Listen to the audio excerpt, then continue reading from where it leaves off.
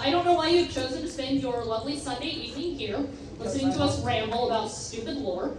Hello! ContextMen here, coming at you with some clarification over what this is. This is a recording of the panel TF2, The Lore of Hats and Gravel, which I presented at Momocon 2024. Due to the nature of this presentation format, there are a few things I want to note. 1. This is lightly edited. I want a majority of this panel to be preserved in its entirety as it was planned to be watched and was watched by the people who joined us in the room. 2. If it wasn't obvious, I'm a bit of a script goblin, and this is very clearly not entirely scripted. It's a PowerPoint presentation. I've got guidelines and notes, but things aren't being fully read from a full-fledged script. Because of this, there are prone to be some word and presentation fumblings. We're not professional public speakers, and God knows live streaming was never my buttered bread. And I didn't realize this until I was editing it, but I say a lot of uhs throughout this thing. Kind of a subconscious thing, I think. 3. If I get something wrong, I'll append it as a visual in post-editing. If you hear us questioning something, it means it wasn't included in the presentation, and it's us trying to recall the fact from memory. And finally, in order to make the visuals more clear in the recording, I'll be adding in a direct feed of the presentation to the editing. I don't think you guys want to stare at this for over an hour. Speaking of, we had a hard cutoff of 60 minutes, so once our time limit started, we only did have that long, and that will become apparent towards the end of the video. Anyhow, that covers the context that was needed, so I'll just die now. This is just a quick reminder. This game is technically M-rated, so we might throw in some language or there's some weird concepts. It's just a friendly reminder since we are out of time. Always be sure to make sure that your kids are old enough to play the video games that they're playing.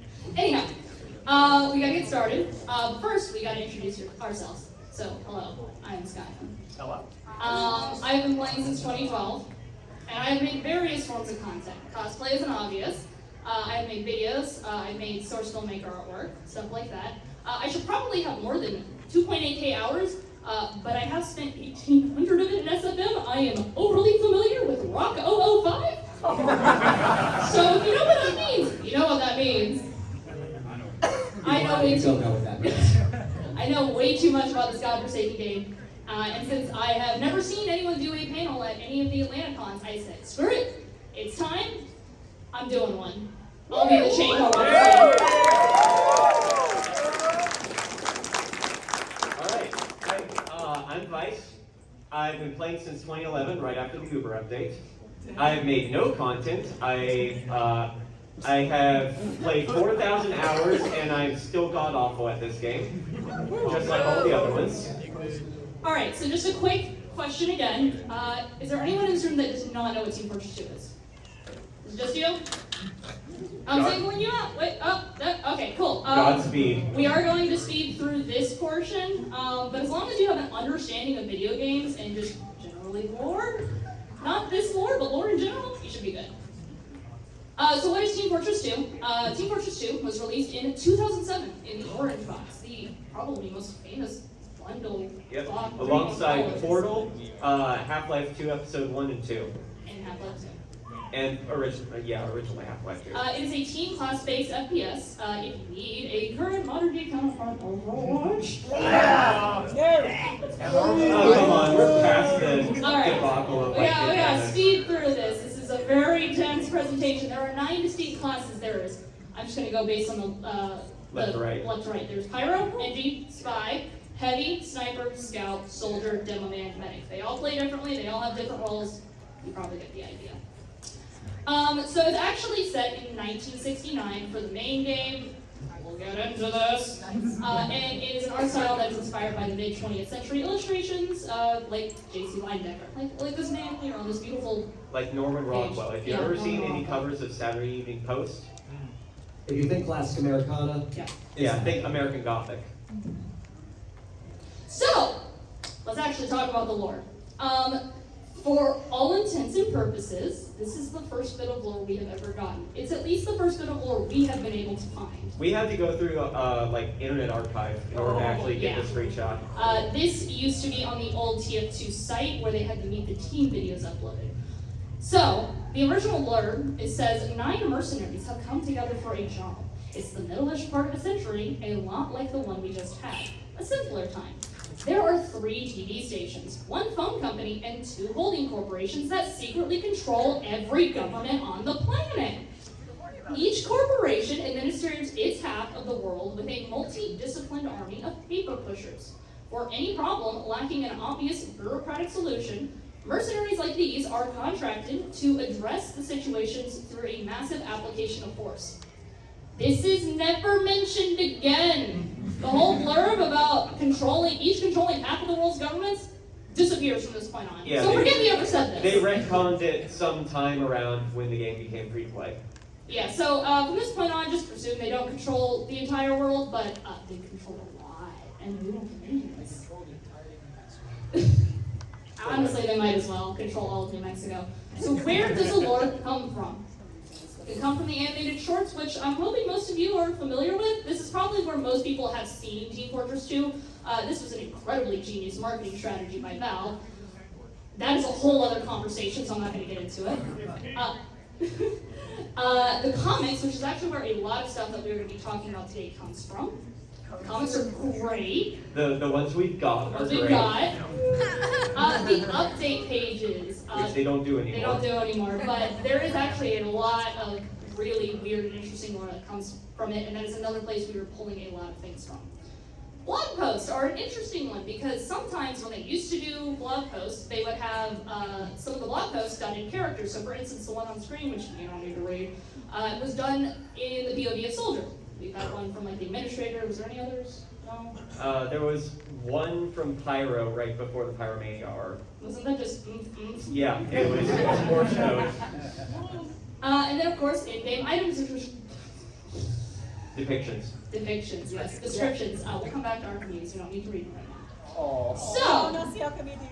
we will be talking about our main 9. However, we gotta set the stage. So we get to go back all the way to 1850. Our story begins in New Mexico, a desert, and it looks like this. Only a moron would live here. Saxon Hale. So there are 3 major companies to know for this extreme war. So we got Mann. Mann sells weapons and cosmetics. It's where all the hats come from.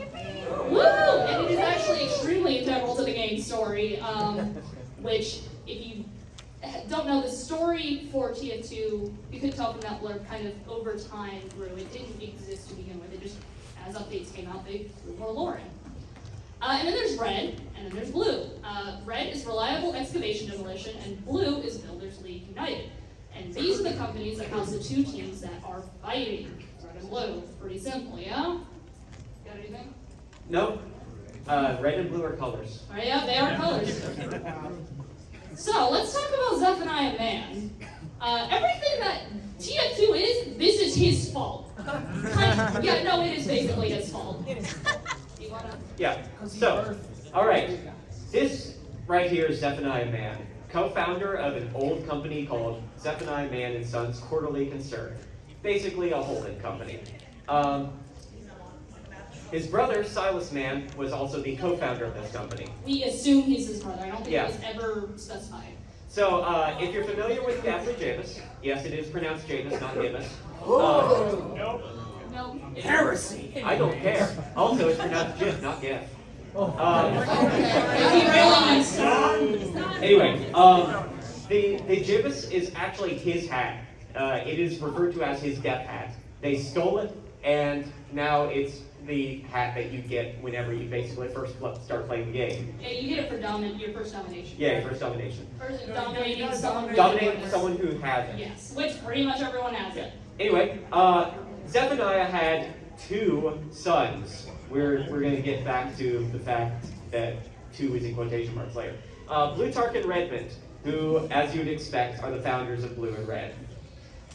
He was convinced by his imbecile sons to buy large amounts of land in the USA, which he considered the promised land, the new land across the They're ocean. from Europe.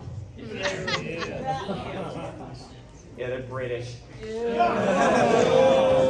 Anyway, he was convinced by his sons that the new wastelands in the Badlands of America were full of beautiful gravel pits that could be used for something. When he got over to America, on the way over there, he contracted every illness known to man. Every single one. Literally everyone. And he died. What a surprise when you literally get every illness that the earth knows. He got to the new land, found it was gravel, and was so disappointed he promptly died. He wrote his will on his own skin, which was falling off due to the illnesses.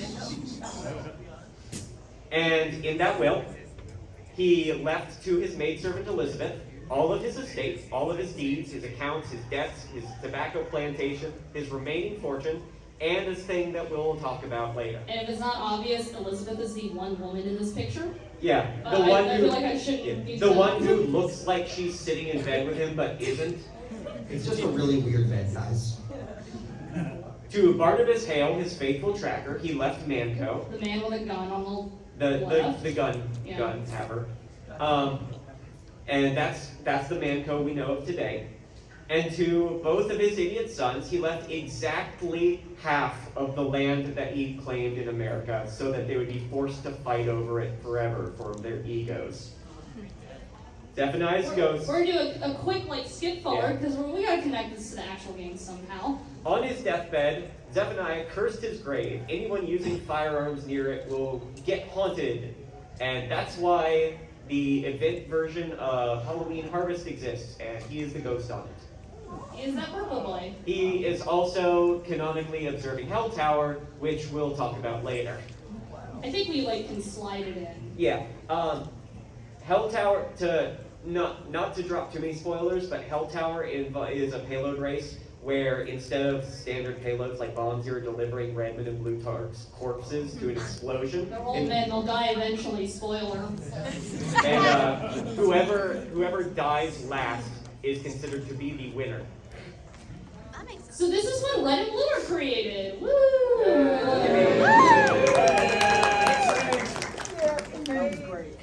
Now these are the original mercenaries in 1850. Sometimes You may recognize some of them. Abraham Lincoln. Yeah, okay, so we got Abraham Lincoln, who is this team's pyro.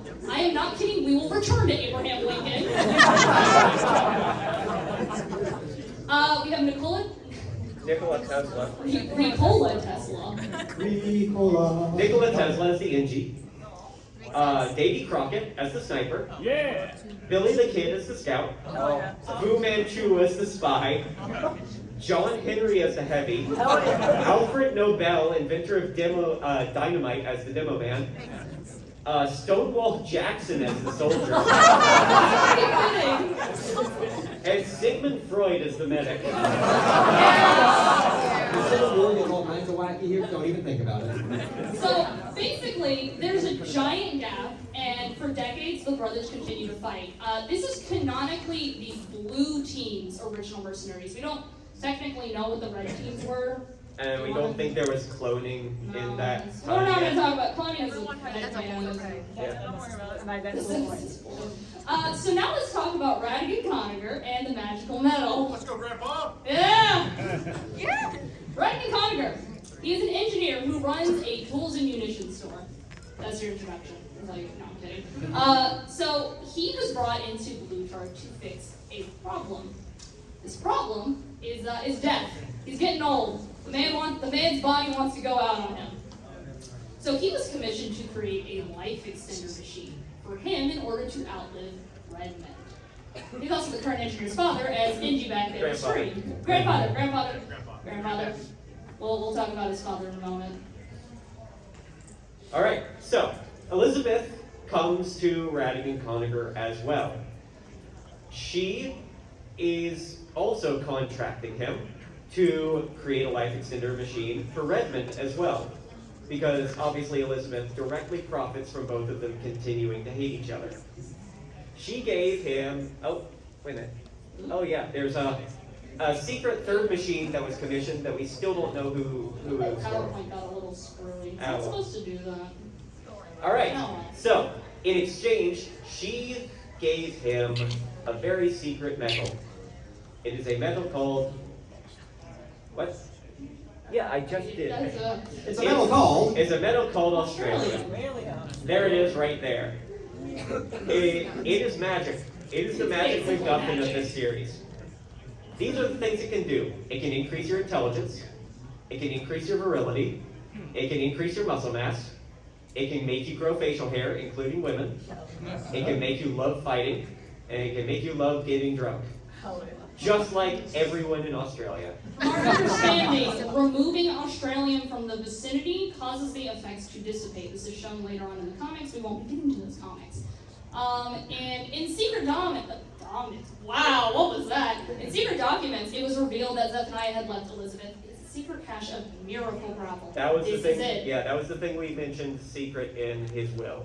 Now, the reason this is very important is this is what fuels the life extender machines. This is what causes Redmond and Bluetark to continue living. And super aside to connect back to the game, Australium is the center of the, oh my god, how old is it at this point?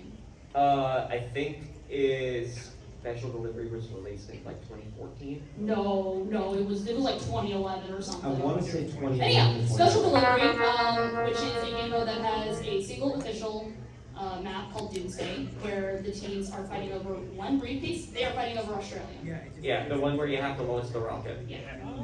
So the mustachian land of Australia! What is it with Australia? Yeah, what is it with Australia, these fictional universes, and it's really weird. I'd like to note this image takes place in the This 1800s. is the 1800s. They already invented the Sydney Opera House just so that woman could wear it as a hat. So Australia is the land of fighting and mustaches. They have made advancements in cloaking devices, teleportation, and the entire spectrum of mustache science in 1890. Yeah, that's Australia. That's Australia for you. In real life, too. Yep. So we're skipping ahead. There's a lot of gaps at this point. So now we're skipping to 1930, and this is where Team Fortress Classic comes in. If you don't know, Team Fortress 2 is not the first one in the series. Shocker. Yeah, it was originally a quick mod. Yes. Yeah. And then it got ported over to Gold Source. So when they started writing a storyline, they're like, hey, let's bring in the Team Fortress Classic mercs as the team before Team Fortress 2 mercs. So that's basically them. There's not a whole lot to say, except that they were the team before Current 1. And the thing to mention is a hidden photo that shows the Team Fortress Classic engineer is our engineer's father. But this isn't ever brought up past an Easter egg, and there And could be it's sort of contradictions. been retconned, but it's hard to say. It's more so it just hasn't been mentioned since the past that. So now we're skipping forward an indeterminate amount of time. To the game. Yeah, there are a lot of gaps, unfortunately. There's a lot of just decade Look jumping. at those characters you recognize. We get to see 4 different 1 to 3 year spans spread across the century. Yeah. So this is the time period in which the game takes place. And these are obviously the most prominent characters in game and in current day lore. They're the marketable ones. We don't technically know when these guys kind of start working for Red and Blue, or who knows. But it's stated as 1968 several times. Yeah. Yeah. And then in a comic, Scout mentions that when it takes place in 1972, which is after things have happened that we'll talk about. He has known Pauling for 6 years at that point, and it's pretty assumed that they didn't know each other until they started working together. So what would that be? I'm not mathing at 9 o'clock at night. 64 or 66. 66. 66, cool. Anyhow, we will return to them, but actually, wow, that note is out of date. So this is TF Industries. That's a company. This is a company.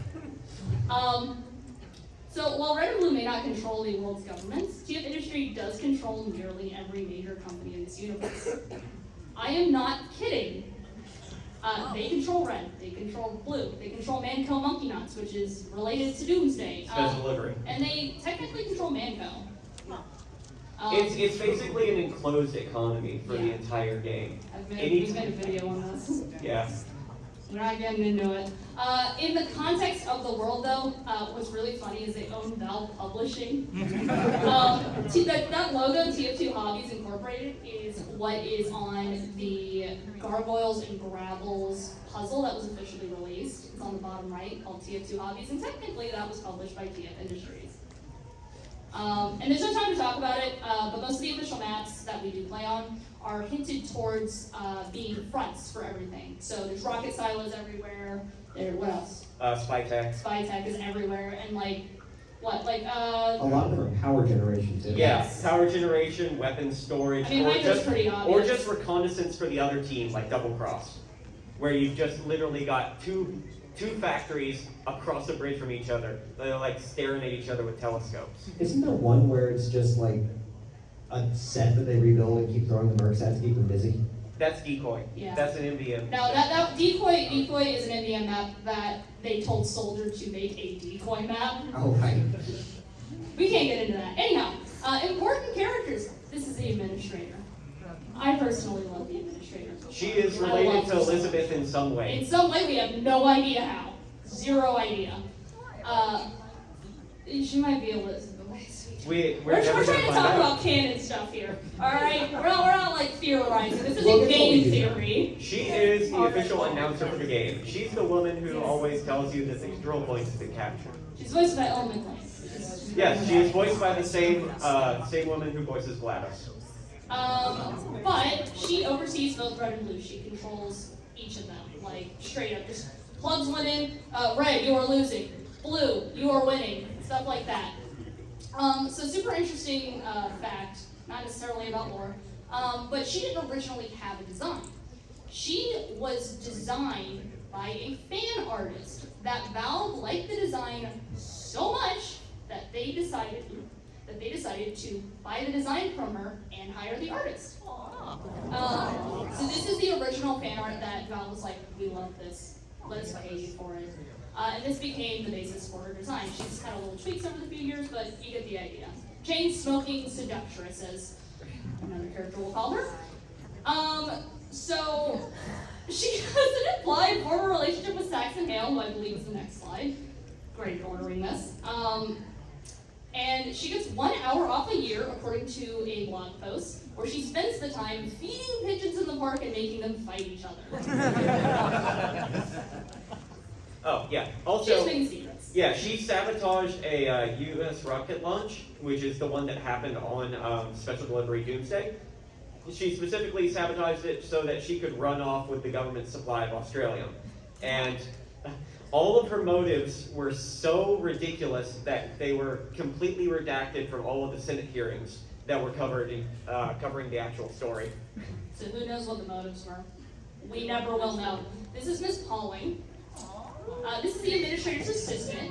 She also appeared in the War comic for the first time with the administrator. And expiration date. Well, she was finally given a model and expiration date, which, not so fun fact, we have never been given the official Miss Pauling model. Same with Saxon Hale. Yeah, the one that you see used in like all of the fan-created stuff is fan-made because they never updated SFM to include the expiration date assets. So it's great. Even the version of Saxon Hale we have in the game right now, the model, that's fan-made as well, because we never got the one from Jungle Inferno. And I guess Valve just, well, it also almost certainly wasn't rigged for the game, and Valve was like, oh, I can do Yeah. that. Anyhow, her job duties include cleaning up after the mercs, running various errands, assigning contracts to the mercs. If you ever did any contracts in the game, she is the voice, who is also voiced by Ashley Birch. Unfortunately, there's not a lot to get into Miss Pauling, really. At least not. What else did Ashley Birch voice? A lot of stuff. We're not going to get into that. I know her from Fortnite. The one we will say is Tiny Tina, and then let's move on from that. So, Supercook, we don't actually know her first name, but on the artwork of the official physical soundtrack, the initial F, Pauling, exists. So do with that what you will. I think Fiona is usually like the really common one I say. Fred. I say Florence. Frank. Oh, it's, anyhow. Now this is Saxon Hale.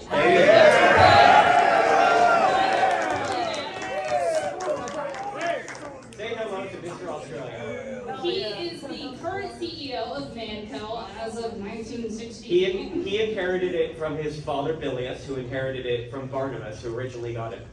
From Zephaniah. Yeah. And he was introduced in the Sniper vs. Spy update on one of the magazine ads when Sniper bought karate pills, and that's a whole other thing. Listen, if you can't tell, there is a lot of random lore that this game is just sprinkled throughout the years. They killed Santa Claus. Anyhow, his achievements include discovering the internet, specifically to set up the Manco store and delete microtransactions. Discovering He did not. It already existed. He just found it. Making Yetis go extinct, he punches the last Yeti into oblivion in the jungle Inferno shore. And then opens a Yeti beating amusement park. Without Yetis and decides we're just gonna have the mercs beat each other up. And everyone loves to watch that.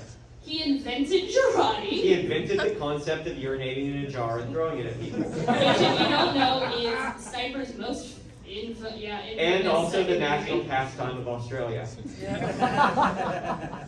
He fixed reading, don't ask how, we don't know. And also don't ask how he cut his way out of primate hell, and whatever primate hell was. Who knows? Inspiring. It implies the existence of hell for every order of animal. It also implies the existence of primate heaven.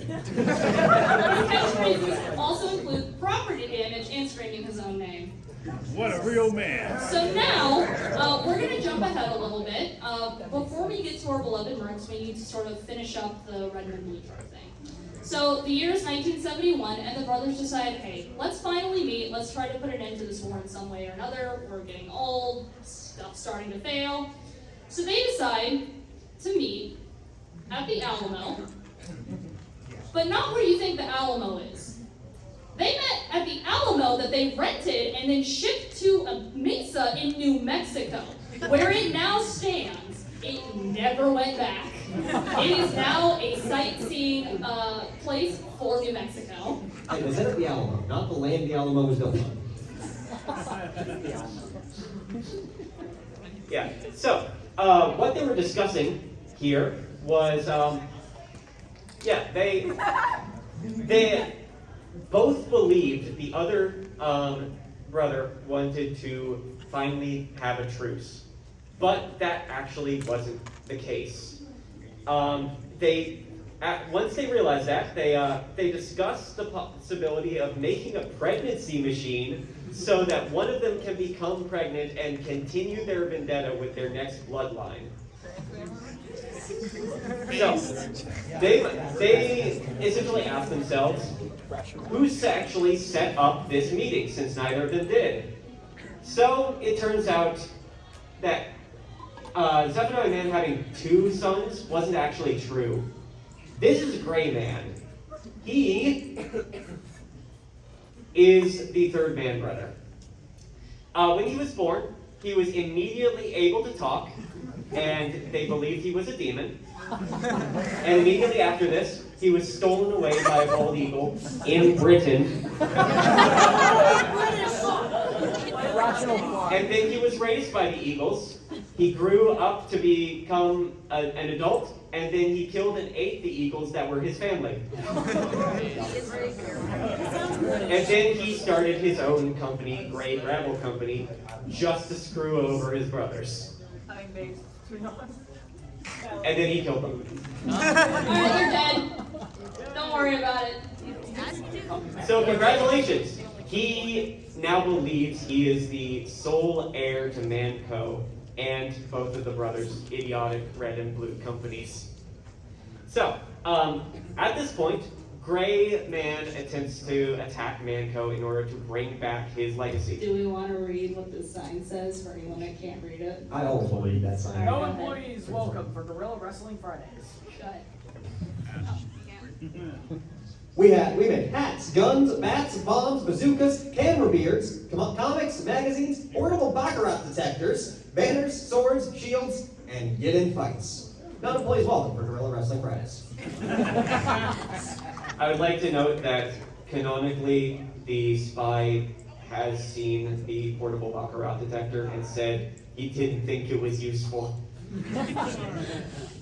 So at this point, Gray launches an attack against Manco. Red and Blue are merged and hired by Saxon Hale / the Administrator to fight for Manco. This is where MBM comes in. If you don't know what MBM is, this is the PvE game mode of TF2 that was teased for like 2 years, right? Yes, and then it got 2 updates and died. Yep. 2 Cities is my favorite update. I wish 2 Cities had incentive to play anything other than 2 Cities in it. So you might be wondering what happens next. Go read the comics, we're not telling you. Read. Go read the comics and then be disappointed that we don't have the final comic. There is, as much as we would love to ramble about the comics to you guys, there's not enough time in the day to get through everything in those. Because we gotta actually talk about the mercenaries. We need to talk about the people who are actually in the game. Now I will note, we can't talk about the mercenaries and lore without getting into some spoilers. We won't be talking really about the main plot, but there's gonna be some spoilers and it'll be pretty obvious what they are. So let's start with Scout. God's chosen tribe. Alright, hold on. I'm gonna mention this once and we are not gonna talk about it again. Those of you who understand item descriptions know that there is one infamous item description. Now, we are not talking about this because the last time I brought it up on a cosplay prop, I got mauled by the Scout Mafia. Right? If you want to know what I'm talking about, you gotta go search it yourself. We're not talking about it. Anyhow, his name is Jeremy. And fun fact, his name being Jeremy was because of Germa 95. Do you have the thing? We have her prop is Scout's mom. The Scout mom part is gone at this point. Was a framed golden heart of Germa and Scout. Anyhow, he originated in Boston, Massachusetts. He's our good old Bostonian boy. Just like Germa. He is my son, apparently. He's the youngest of 7 brothers. Oh my god. We don't know who the other 6 were. We just know the explanation for that is he got so fast because he was constantly racing his brothers. He also might be God's gift to women. God's chosen child. It also may have been a hallucination. Yeah, it's most likely real for something we'll get into in a moment, but Undoubtedly real. yeah, I guess he was just He's God's chosen child. He is God's chosen child. So, he also has an elementary level reading comprehension. He basically... Just like Germa. Yeah, just... We love you, Germa. So, to kind of like jump around, because this is the point where I'm just going to be throwing lore facts at you. So, Scout's secondary Bonk Atomic Punch is really weird in the lore areas. The list of ingredients are water, sugar, and copious amounts of radiation. And I'd also like to note in one of the item descriptions it states that the inventor of Bonk literally just added sugar to battery acid. Also canonically, Bonk would weigh like 30 pounds. Yeah, it's got an insane amount of like sugar in it or something. So, from Scout, we move on to Spy. We don't know anything about Spy. We don't know his name. International Man of Mystery. What we do know is for some reason his molars house useful items. These include things like a miniature dinner set, Cornish game hen, and cyanide.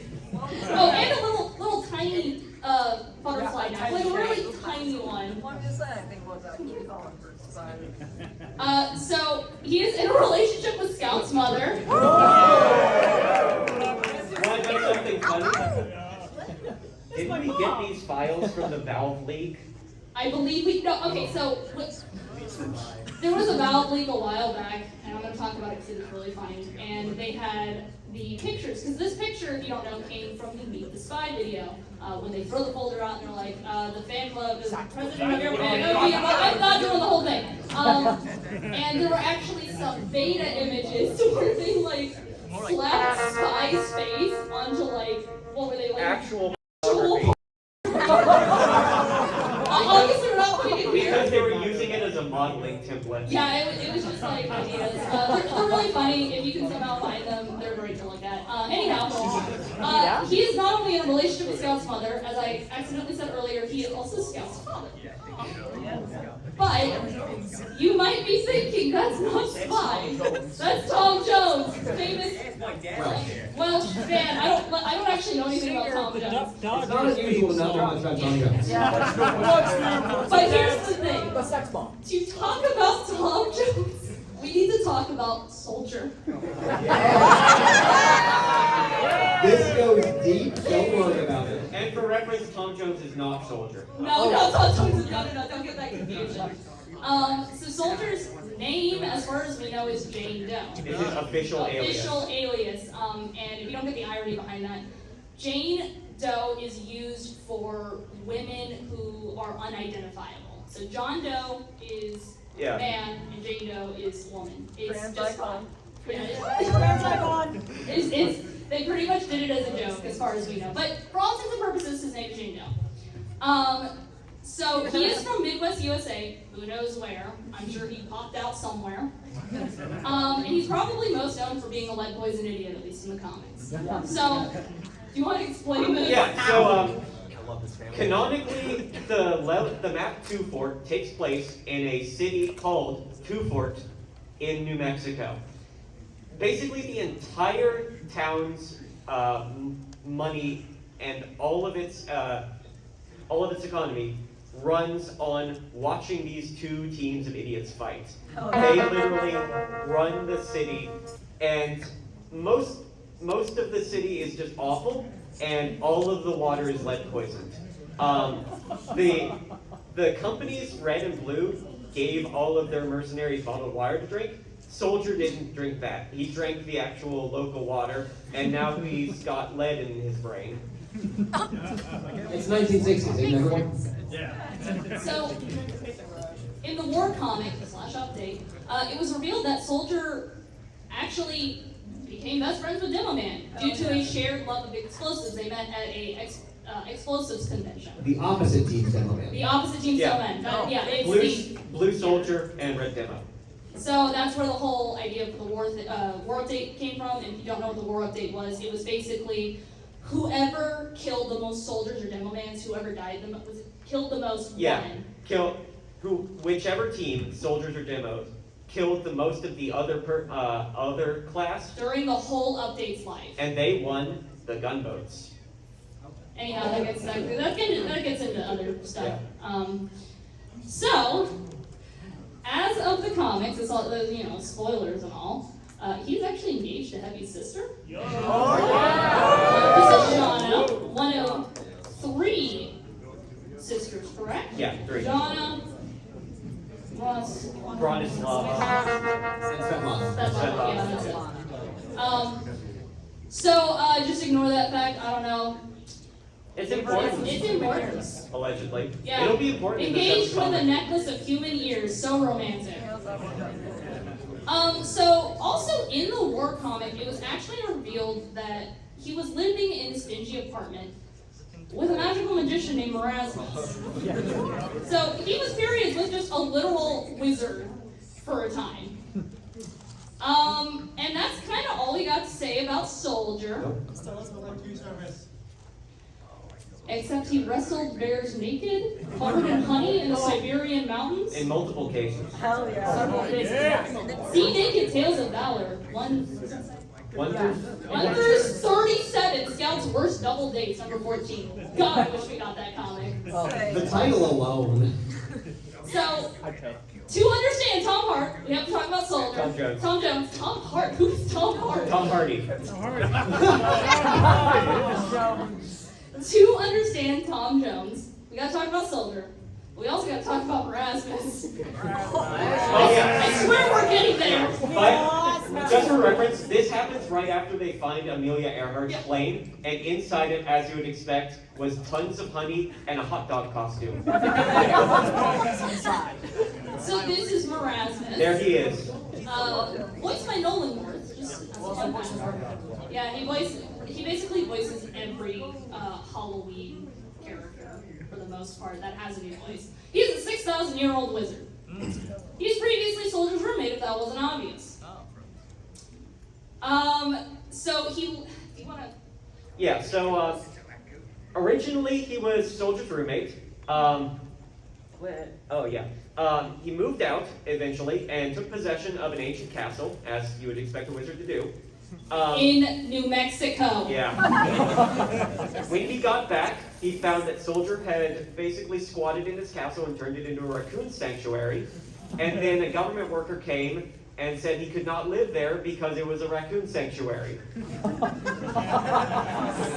So now he's angry, and he is now the absolutely miserable boss on Ghost Fort that appears every 2 minutes.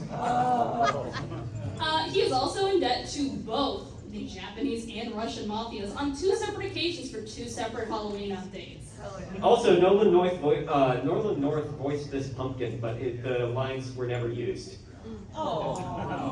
They still exist in the files of the game, though. You can hear Nolan North pretending to be a pumpkin. So, after he got kicked out of his now raccoon sanctuary, for some reason, at some point in time, he took up housing with Tom Jones. That part's never explained. We don't know when or how this happened. What's important is Soldier killed Tom Jones. And the way this happened is Soldier was trying to make money, and he was doing a celebrity tour with a bunch of old women. And they were complaining, Mr. Doe, we haven't seen any celebrities. And he's like, I know one celebrity. And they hike all the way to Tom Jones' house, sneak in, and he kills Tom Jones. Now there was 0 celebrities. It makes just about as much sense as what I just said. It's so This is TF2. Don't think too hard. Don't think too hard. Yeah. But his first appearance, is that right? Or was War his first appearance? War was his first Okay, appearance. so his second appearance, I guess his major appearance, was basically showing that the reason Demo Man is missing an eye, Mr. Black Scottish Cyclops, is because it's his fault. Kinda, sort of. There is a book called the Momocon, and how old was he? 7? It was around 7 or 8. 7 or 8. 7-year-old Demo Man went out on Halloween and decided, I'm gonna go find some jobs so my mom will be proud of me. And he gets up to Erasmus's castle when he still lived in Scotland, I'd like to point out. And he's like, yeah, go clean my library. Just don't touch the book about bombs, you bomb-loving child. He opens it, curses his eyeball, and that is what becomes Monoculus, who is also a recurring Halloween boss. Literally just a big eye. It's literally just Demo Man's first eye. So, now that we've gotten Tom Jones out of the way, we go back to Scout. Because Scout has some interesting lore, especially in the comics for some reason. Especially about Tom Jones. So, at some point after Grayman took over, Manco's under his control, he fired the mercenaries, he decided to use all of his money to buy 12 cubic yards of Tom Jones memorabilia. We don't know why, he just idolizes him, to the point where he got sex bomb tattooed on his chest. Incorrectly. It is missing the B. Yeah, it is. It is. So, the reason why that panel had Tom Jones instead of actually Spy is Spy decided to disguise as Tom Jones as he believed Scout was dying. Scout didn't die. So now Scout canonically believes Tom Jones is his father. But no, it's fine. So now back to Demo Man. I know we're going all over the place. Listen, you gotta try to make these connections to try your best to make things flow. So Demo Man is one of the very few mercenaries we actually have the whole name for. His name is Tavish Finnegan de Groot, and he's from Louisville, Scotland. He comes from a line of demo masters. Yes. He was abandoned as a child by his original, actual parents. They didn't claim him from the orphanage until he had fully manifested his demolition skills, which involved him accidentally killing his adoptive parents while he was trying to blow up the Loch Ness Monster, which, as you all know, is a rite of passage in Scotland. He succeeded. He held 3 jobs during the war comic, and he was living in this mansion in the middle of the Badlands with his mother, who constantly berated him for not having as many jobs as his father, who was also blind and held, what, 21 jobs at a time? That might be right. I'm not good with numbers. Also, he can play the piano. Hell yeah. Yeah. And this is the context to his eyeball getting cursed and becoming monoculous. The eye socket. Eye socket, yeah. Right, eye that's socket, sorry. specifically, Medic has said that multiple times he tried to bring back Demoman's eye, but every single time it would become cursed and become monoculous again. So he scooped out the part of his brain that kept asking. And then actually, another interesting lore bit in game. The Black Watch, which is a hat for Demo Man, actually kind of tells us the sticky bomb origins. So it says this Scottish infantry. I should not be trying to read this. Alright, this Scottish infantry tam chanter commemorates the desperately sober 5th Battalion who tried to make liquor out of gunpowder and accidentally invented sticky bombs. That's all. So now Sniper. There he is. Here we go. His name canonically is Mr. Mundy. We both do and don't know his first name. We'll get to that. Don't worry about His origin is questionably Australia. Surprise, it's New Zealand. Yeah, I mean, he couldn't be from Australia because he doesn't have a mustache. He doesn't look like Saxon Hale at it. all. Australian shaped chest hair. Yeah. Well, actually, we don't. No, we do know because of the cosmetic. You count that, but So yeah, remember how? Says he doesn't have. Remember how Australians are muscular, mustachioed people? Yeah. So New Zealand was apparently another technological marvel on the same scale, if not higher, than Australia. Higher tech, lower muscle mass. But basically, Sniper's father, who was a top scientist, decided to convince the entirety of New Zealand that Earth was gonna basically blow up in a nuclear war or something. And he convinced them to move the entirety of New Zealand to the bottom of the ocean. Why? Smart. So, this bankrupted the entire country, and while his father was still convinced, they built a rocket, because they're like, oh, alright, it's still gonna happen, we're gonna go to space and get out of this. So, when they were building the rocket, he built it as a one-seater. There's one seat in this rocket, and his wife noticed this. So they started arguing. And during the argument, little baby Sniper there just crawled into the rocket and accidentally launched it, which broke the dome that held New Zealand from not flooding and killed damn near everyone.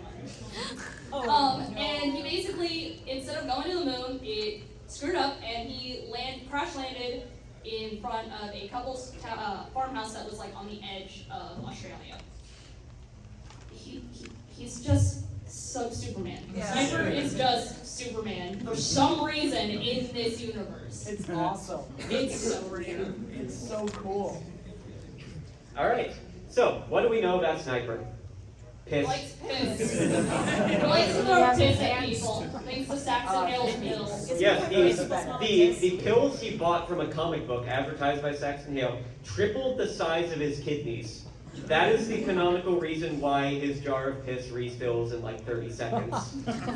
So just sit down and refill it. He's constantly pissing, yes. And then this is one of my favorite little Easter eggs. So in Meet the Spy, when they're talking about Spy breaching their defenses, there is a short fight scene with Sniper where he goes in close range, and Spy cuts Sniper on the cheek. And interestingly, after that short came out, they added it to his model.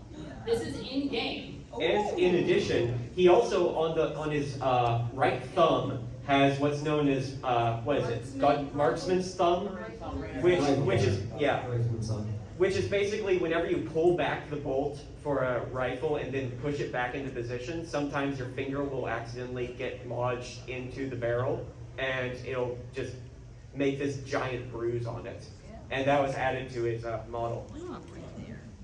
Actually, I think was that always there? I think it was always there. Maybe. When they gave it Anyhow, he also, for some reason, could play the tenor saxophone. Yeah, well, I guess the didgeridoo. That's a fan-made one, isn't it? Yeah, same with demo playing bagpipes. Yeah.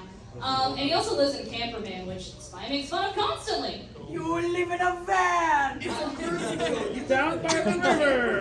But another fun fact is that his adoptive parents, shown here, are actually, they were confirmed to be based off of Eustace and Muriel from Courage the Cowardly Dog. Same with their house. They said it was done under time constraints, but that's still this is a really sweet thing to do.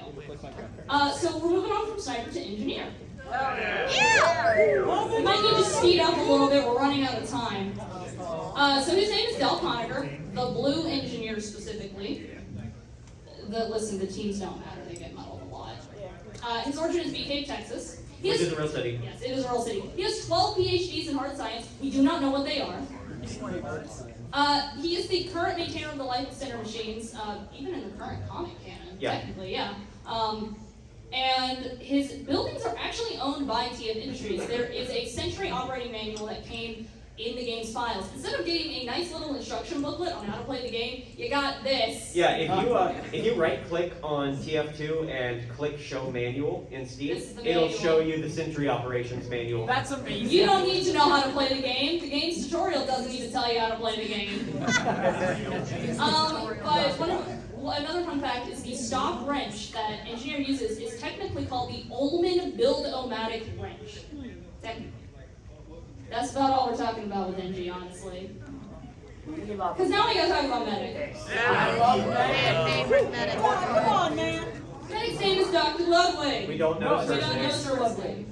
He lost his medical license. Not according to... Hold on. His origin is Stuttgart, Germany, according to his original bio. However, the 2C's update specified it was Rottenburg, as that was one of the cities added into the game. I kind of like to think it's sort of like saying I'm from Atlanta when you're actually from one of the neighboring towns. It's just one of those easier things to do. Yeah, that's kind of what I assume. Everyone knows where Atlanta is. Who knows where Douglasville is?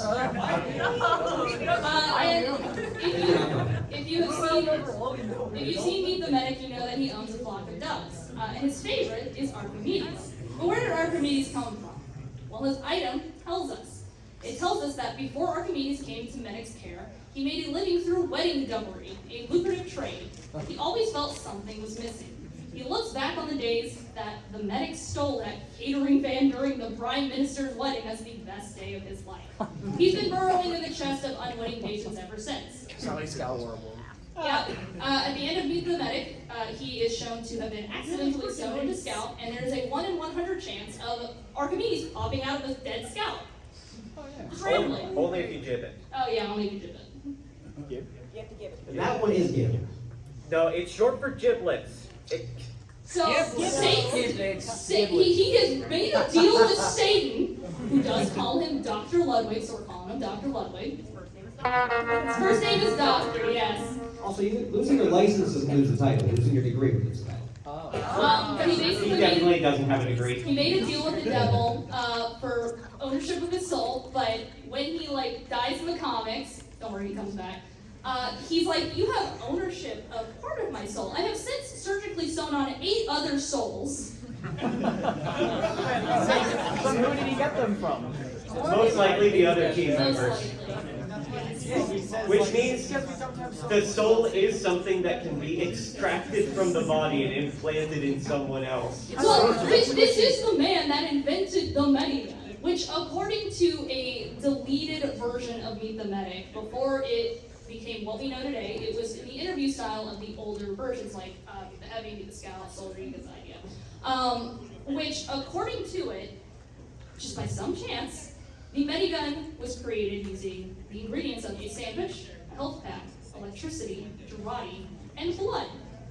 And that is actually where the spy head in the fridge of Meet the Medic comes from. He was revived by accident from the original concoction. I'm assuming this is canon. We're gonna call it canon. It's a really interesting not canon. It's not canon. It's canon enough. This is TF2. Yeah. Yeah. Yeah, but this is why the spy head says, kill me, because he can't die. He's basically permanently overcharged. So, of course, with Medic, we gotta talk about Heavy. Don't you love playing heavy? Yeah. Heavy's name is Mikhail, which is basically the Russian version of Michael. Yep. So he's from somewhere in USSR. most likely somewhere in the east. Somewhere in the Siberian mountain. I think it says. Oh, I didn't write it in. There is like a specific mountain range. Yeah. So he's living there as his caretaker for his 3 sisters that we've mentioned before, and additionally his mother. His father was a counter-revolutionary in the Russian Revolution, and all of them were sent to the gulag for his crimes, and Heavy successfully broke out his sisters and his mother, and didn't his father die in the gulag? Oh yeah, no, his father died. He's dead. Aw. No, Dad. And all of his miniguns are named, Yeah. which we missed. What was this during? This was This during. was Meet Your Match. Yeah, this was during the pre-Meet Your Match. Yes. Comic. This is the comic that tied into a Cairo and Heavy are fighting. Who's gonna win? Yeah. So the stock one obviously is named Sasha. Natasha is named Natasha. The Tomislav is named Svetlana. The Brass Beast is named Oksana, and the Poland Heater is named Sheila. And because somebody is probably going to talk about it, Heavy did make an appearance in Poker Night at the Inventory, where it is stated that he has a PhD in Russian literature. This is non-canon. We're not talking about this.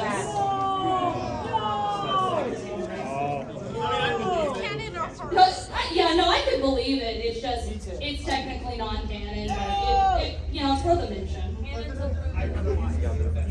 Okay, so Pyro, we gotta move. We don't know who this is. We don't know where they came from. We don't know what gender this person is. Basically, all we can figure is a lot of their stuff is homemade. You can tell from like they literally got Yeah, like ready.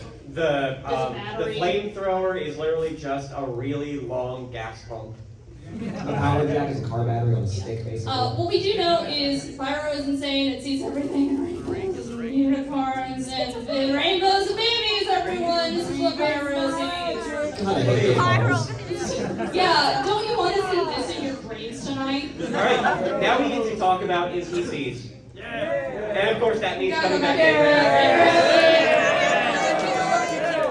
back. So, Abraham Lincoln gets a little screwy. So we know he's the first blue pyro. We know he loves arena mode. However, this is where things start to get a little weird. So it is stated that he invented the stairs in 1857 as a solution to the 300-year-old problem of only being able to rocket jump to reach the 2nd floor. The first staircase was Ford's Theater, and he supposedly originally died trying to rocket jump. Yep, that's yes. But there's a gunmetal yeah. coin that contradicts this. During the gunmetal update, if you bought the challenge coin, basically a little medal that showed you how far you'd gotten in your contracts, it states that Abraham Lincoln was the inventor of the rocket jump. But that's not actually necessarily true. Because as far as we know, the other person who claims to have it, oh, not yet. Not yet. Okay. We'll get to Mr. Rocket Jump Man. Yeah. This is John Miller of Pat's Booth. This is the man who allegedly killed Abraham Lincoln and stole his hat. Allegedly, but we now know he was the Blue Pyro. He was killed in a shootout with Bilious Hale, Saxon Hale's father. His father? Grandfather? Father. Father? Grandfather was part of Bilious- this. Yes, you're right. Franklin Delano Roosevelt. Which we don't have a picture of. He found Lincoln's stairs plans and perfected the stairs, freeing the world from the tyranny of the 2nd floor of the building. And then we got George Washington. There's George There he Washington. is. There's Force Ghost George Washington. Oh, yeah. He is the inventor of the United States of America, and according to one of the spy tech magazines, his greatest failing was the inability to remain permanently invisible, which I agree with. Yeah. There's Shakespeare-Cleese, the world's strongest poet. Shakespeare-Cleese invented the 2-story building, America. At some point, another contradiction. For some reason, the historical figures get really weird. And he's the one that invented the rocket launcher, rocket jumping. It was him. Yeah, because obviously, if you invent a 2-story building, you gotta find some way to get up to the 2nd floor. What are stairs? It's the only way anything makes sense. Yeah. This is Kick-Ass-O. This is Kick-Asso. This is this series version of Picasso. Isn't a picture of this framed in the Yes. Valve offices? Yep. Yeah, no, Shakespeare pleases. This picture is supposedly somewhere in Val's office's frame. I wouldn't be surprised if Picasso was as well. Yeah. And of course Amelia Earhart, who died wearing a hot dog costume. And then more Halloween characters. This is the Horseless Horseman. He haunts Mann Manor, and he's also Silas Mann. Yeah, remember? Yeah, Zephaniah Mann's like brother? 50 minutes ago. I actually didn't know that. I didn't know.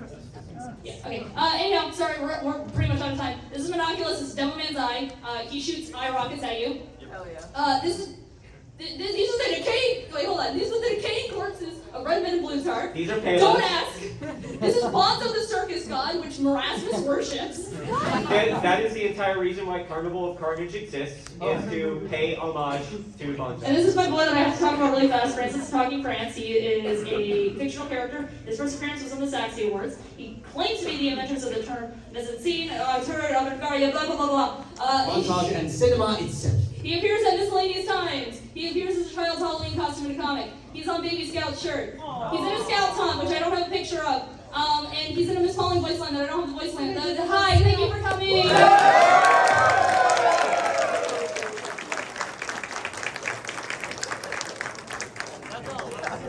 If you made it far enough to hear the Patreon shoutouts, honestly, that's an achievement. Massive thanks to Joseph Lyons and Trey Windenall for being investors, my biggest supporters. Additional thanks to Espars50, Moeka Kiryu, and Sean O. Mahoney for being donators.